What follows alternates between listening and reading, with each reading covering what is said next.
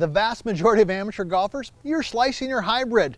You don't have to do that. I got 2 simple tips that's going to turn that slice into a nice high baby draw.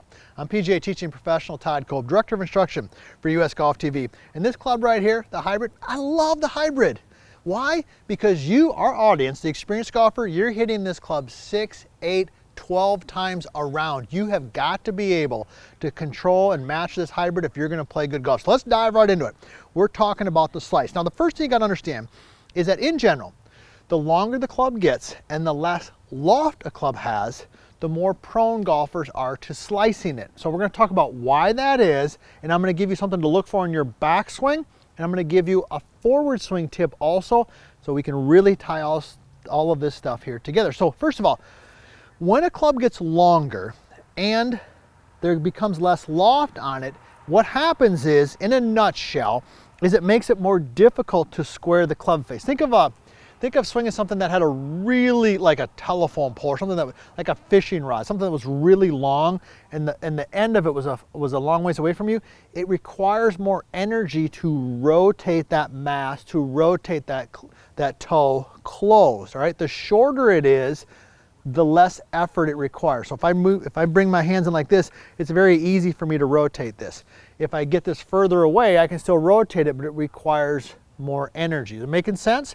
Okay, now, and that's, matter of fact, one of the things with the Max Vert here, I got my Max Vert 1, the new hybrid, just came out with this thing. We developed this. This thing is fantastic. We put a couple features in there. We put what we call the perimeter payload.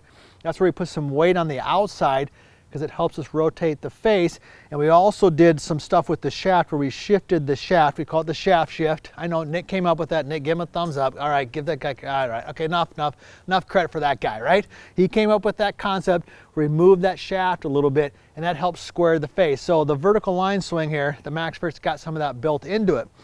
But let's talk about what you could do yourself. All right, so first of all, the takeaway. When you're set in there, all right, we know this, that the club face is probably a little bit open at impact when we hit the slice. So when you take the club away, if you're slicing it, a lot of you are just simply rotating the toe open. And some of you are being taught that.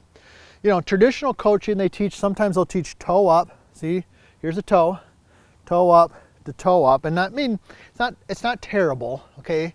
But you know here at US Golf TV in the vertical line swing system at VLS Golf that we like the toe to be a little bit more what we call neutral at a 45-degree angle. So the first tip I want you to look for is when you take the club away from the golf ball, I want the toe, the leading edge here, to be more at a 45-degree angle. If it's more toe up at a 90-degree angle, it doesn't mean that you can't hit the ball straight, but it's going to require more rotation. So let's go ahead and hit a shot. Let's do a little 3-setter, and we'll talk about the tip on the forward swing. So here we go. So there's one. I like that. There's 2. Everybody see where the toe's at. Okay. There's 3. All right, here we go. And I'm going to replicate that. Oh, man. The thing just hops. It just pops off the face. All right, is that making sense? So here's what we've learned so far. The longer the club, the more is required to rotate the face, right? Okay, that's why longer clubs are more difficult. And on the takeaway, if you're struggling with that slice, make sure you get that club at a little bit more of a 45-degree angle. Now, let's talk about the forward swing. What are some things that we could do in the forward swing? So, I loved doing practice swings with my dominant hand or my trail hand. We do this a lot with chipping. And if you haven't already, hey, subscribe to our channel. We got a chipping video that has over 4 million views. It's crazy, 4 million views. And one of the concepts that we teach in chipping a lot is using the trail hand. It's a great way to feel rhythm and balance and stuff like that. So subscribe to the channel, ring the bell, and tell us where you're from. We love hearing where you're from. But we can do the same thing with a longer club. So what I'm going to do, just make 3 swings, with just my trail hand holding it, and I'm just going to let it bounce to the turf. See that? There's 1, there's 2, there's 3. Now I want you to notice something. See how the club went through the turf there? This is important with the hybrid. A hybrid is more of a sweeping motion. Okay, it's not an iron where I'm hitting down. It's not a driver I'm hitting up. I'm going more through. So let me go ahead and hit a shot. Now I got that feel, and we're going to expand on that drill here. So here we go. 45 degrees going back. Man, I'm getting warmed up. This thing is popping off the face. All right. Now, when you're doing that swing with the right hand only there, the trail hand, dominant hand. Okay, what I want you to feel is I want you to feel the face rotate a little bit. Okay, let's do it from down the line. Here we go. All right, what am I looking for on that side, do you think? I'm looking for that 45-degree angle if you're slicing it. If you're hooking, it'll be a little different, but see that? So I was 45 here, I'm 45 there. So here we go, we'll do a little three-setter.